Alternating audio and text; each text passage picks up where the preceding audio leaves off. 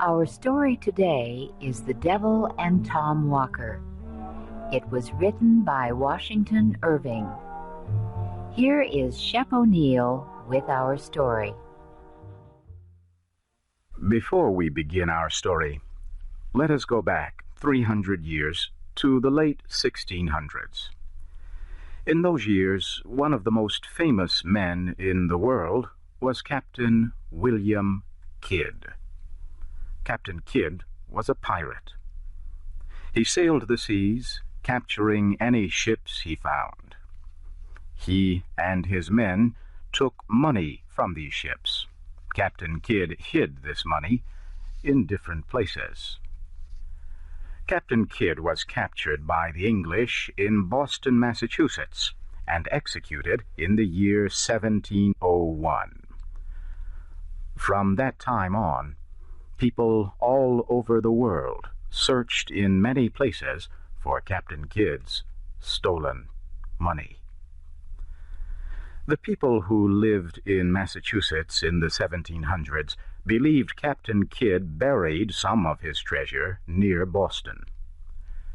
Not far from Boston was a small river which ran into the Atlantic Ocean. An old story said that Captain Kidd had come up this river from the ocean. Then he buried his gold and silver and jewels under a big tree. The story said that this treasure was protected by the devil himself, who was a good friend of Captain Kidd. In the year 1727, a man named Tom Walker lived near this place. Tom Walker was not a pleasant man. He loved only one thing: money. There was only one person worse than Tom. That was his wife. She also loved money. These two were so hungry for money that they even stole things from each other. One day, Tom Walker was returning home through a dark forest. He walked slowly and carefully so that he would not fall into a pool of mud. At last, he reached a piece of dry ground. Tom sat down on a tree that had fallen. As he rested, he dug into the earth with a stick. He knew the story that Indians had killed prisoners here as sacrifices to the devil. But this did not trouble him.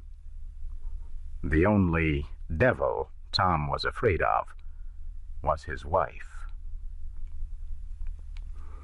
Tom's stick hit something hard. He dug it out of the earth. It was a human skull.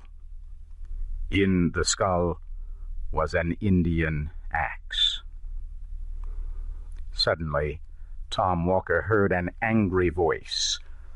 "Don't touch that skull." Tom looked up. He saw a giant sitting on a broken tree. Tom had never seen such a man. He wore the clothes of an Indian. His skin was almost black and covered with ashes. His eyes were big and red. His black hair stood up from his head. He carried a large axe. The giant asked, "What are you doing on my land?" But Tom Walker was not afraid. He answered, "What do you mean? This land belongs to Mr. Peabody."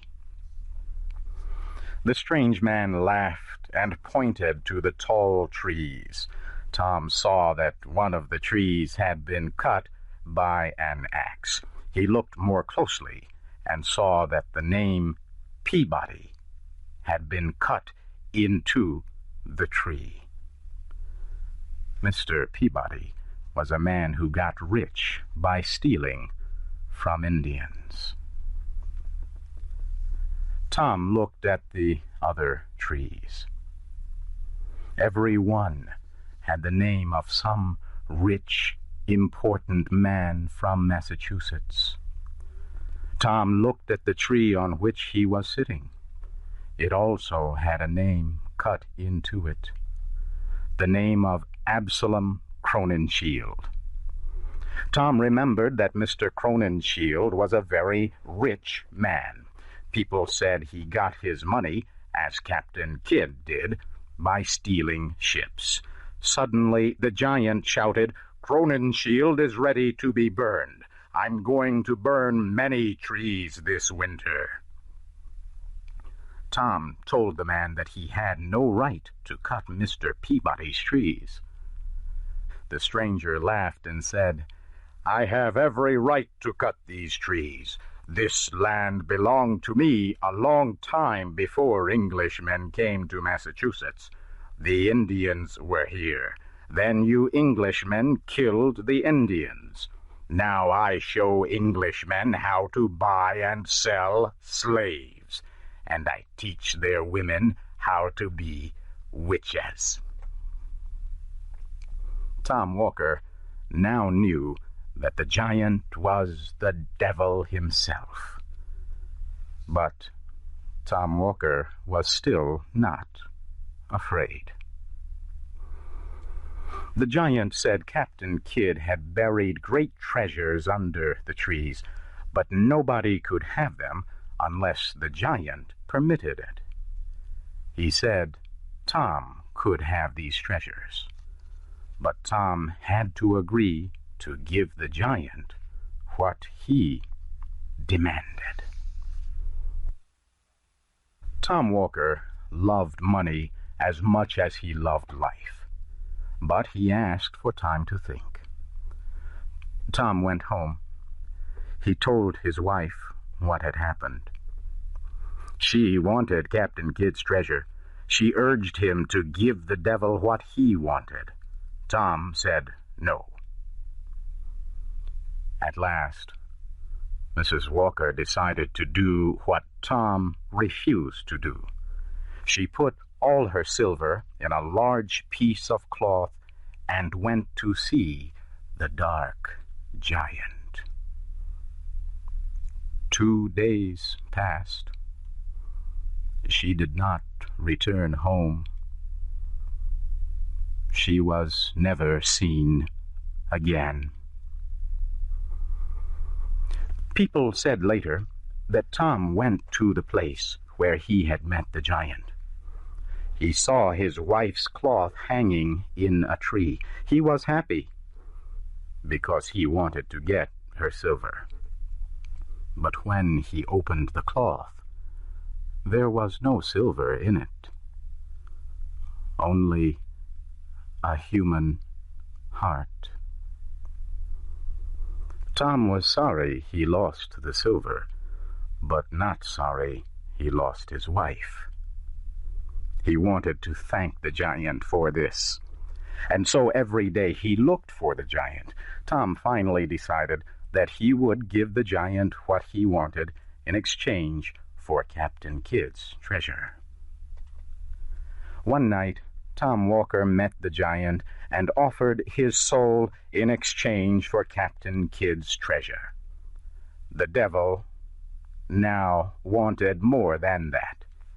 He said that Tom would have to use the treasure to do the devil's work. He wanted Tom to buy a ship and bring slaves to America.